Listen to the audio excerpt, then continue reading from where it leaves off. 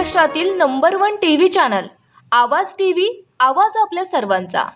एक 13-14 वर्षाची मुक्ता साळवे नावाची मुलगी 1855 मध्ये एक निबंध लिहिते। त्या निबंधाला ब्रिटिश गव्हर्नर मेजर कॅन्डी प्रथम क्रमांकाचं बक्षीस देतात। याच बक्षिसाला, याच सत्काराला उत्तर देताना 13-14 वर्षाची मुक्ता साळवे 1855 मध्ये ब्रिटिश गव्हर्नर मेजर कॅन्डी यांना उत्तर देताना म्हणते, sir give us library not chocolate.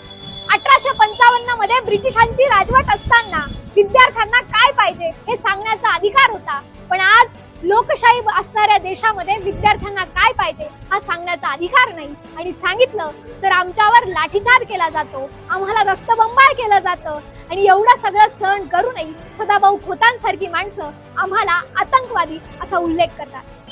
Sadabhau, अहो दिल्लीमध्ये शेतकऱ्यांनी आंदोलन केलं तेव्हा तुमच्या पक्षानं आतंकवादी नक्षलवादी म्हटलं। खर तर महाराष्ट्रात एमपीसीची पोरं रस्त्यावर आंदोलन करायला उतरले तेव्हाही तुम्ही त्यांना नक्षलवादी आतंकवादी म्हटलं। तुमच्या विरुद्ध बोललं की तुम्ही आम्हाला पाकिस्तानी म्हणतात। आज दिल्लीमध्ये विद्यार्थी लोकशाहीच्या मार्गाने आंदोलन करत होते तर त्यांनाही तुम्ही आतंकवादी म्हणतात। सदाभाऊ, अहो खऱ्या अर्थानं आतंकवाद्यांनी पहलगाम मध्ये जेव्हा हल्ला केला तेव्हा तुमची प्रतिक्रिया आम्हाला ऐकायला मिळाली नाही, पण आज लोकशाहीच्या मार्गाने आंदोलन करणाऱ्या विद्यार्थ्यांना मात्र तुम्ही नक्षलवादी म्हणतात। माफ करा सदाभाऊ, तुम्हाला एक प्रश्न आज विचारावाच वाटतो। सदाभाऊ, नाही जनाची पण किमान मनाचीही वाटली नाही का? सदाभाऊ, अहो तुमच्या पोरीच्या वयाची पोरी तिथे आंदोलन करतायत।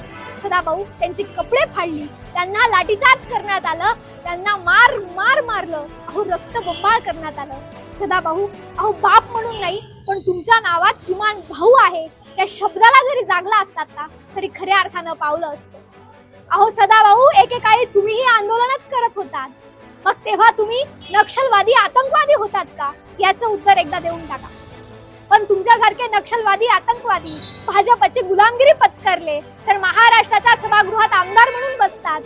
पण सदाभाऊ, लोकशाहीच्या मार्गाने आंदोलन करणारे देशभक्त मात्र जेव्हा संसदेच्या दिशेने जातात तेव्हा त्यांच्यावर लाठीचार्ज केला जातो।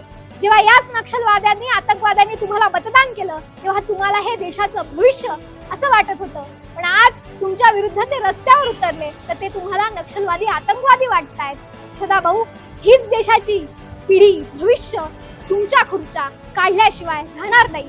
देशात नरेंद्र, राज्यात देवेंद्र, शिक्षण खात्यात धर्मेंद्र। सदाभाऊ, या तिघांनी तर राजीनामा दिलाच पाहिजे, पण नैतिकतेच्या आधारावर तुम्ही सुद्धा राजीनामा दिला पाहिजे। तुमच्यासारखी माणसं त्या सभागृहात बसतात, एक महाराष्ट्रीयन म्हणून खरंच लाज वाटते। जय हिंद, जय महाराष्ट्र। रोजच्या ताज्या घडामोडींसाठी आवाज टीव्हीला सबस्क्राईब करा आणि बेल आयकॉन प्रेस करा।